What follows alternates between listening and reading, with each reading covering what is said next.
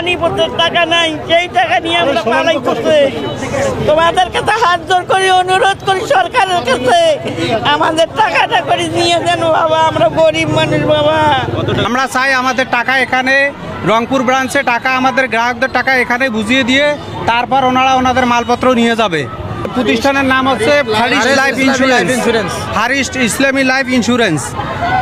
আমাদের এই প্রতিষ্ঠানে টাকাগুলো জমানো করা আছে রংপুর ব্রাঞ্চে। আমি তো নাম্বার নিয়ে এনেছি, তোমাদের তো এরকম করতে করতে আমার 5 বছর শেষ হয়ে গেল। তারপর 5 বছরের মাঝখানে আমি আমার মায়ের বইটা যখন দিতে আসলাম, বললো কি তুমি পুরা টাকা নিতে চাও না অর্ধেক নিতে চাও? আমি তো পুরা নিতে চাই, আমার তো ম্যাচ শেষ, আমার বই জমা দিব, আপনি আমার টাকা দিয়ে দিবেন। একটা বই তো অলরেডি আমার 5 বছর হয়ে আসছে। বললো কি আমরা একটা বুদ্ধি করতেছি তোমার ভালোর জন্য, আমাকে বলে তোমার ভালোর জন্য তুমি 10 বছর কালে নিয়ে একটা জীবন বীমা করো, তোমার এই টাকাও ডবল হবে, তোমার এই টাকা ডবল হবে, তোমাকে কোনো জমা দিতে হবে না। 12 বছর যুগ করছে, আমার কোনো লাভ দেয় নাই। এক যুগ করছে, এক যুগ পার হয়ে গেছে বাবা। স্বামী আমার চলবার পায় না, অসহায়।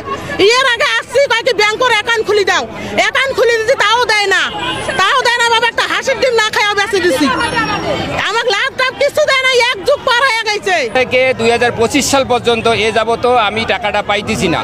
এদের কাছে আমি আমার ফ্যামিলির অসুস্থতার কথা বলে আমি দরখাস্ত পর্যন্ত করছি। আমি প্রতিনিয়ত সপ্তাহে 2 সপ্তাহে 1 সপ্তাহে আসি, এদেরকে বলি, এরা টাকা দেয় না।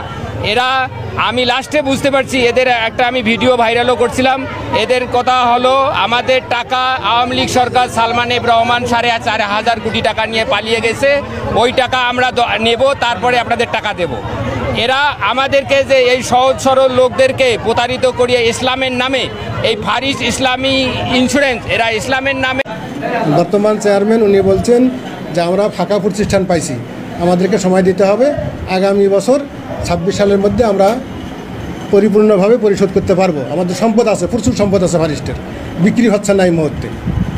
এই মুহূর্তে বড় পার্টি নাই, রংপুরেও আছে। হ্যাঁ, এই মুহূর্তে বড় পার্টি আসতেছে না, টাকা বের করতেছে না এই মুহূর্তে। আবার যারা এই দুর্নীতি করছে তারা এখন মাঠে সক্রিয়, তাদেরকে জেলে ঢুকায়, আবার তারা আইনের ফাঁক দিয়ে বের হয়ে যাচ্ছে। এই যে পরশু দিনও তাদেরকে দুদেরকে একটু ধরছে, নজরুল ইসলাম যাকে যে চেয়ারম্যান ছিল তাকে ধরছে, রিমান্ডেও 5 দিন এনেছে, পত্রিকায় চলে আসছে।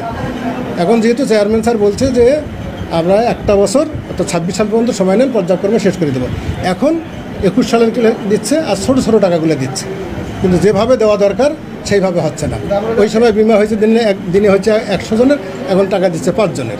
দেওয়া নাই, অফিস থাকতেছে এখানে, এই তো ডিড আছে এখানে, এই যে অতিরিক্ত মাল এবং ওগুলো নষ্ট মাল যেগুলো ভাঙা ছিল, যারা কিনছে তারাই আসতে দেরি করে ঠাকুরকার পার্টি পাইছে, আমি জানতাম না।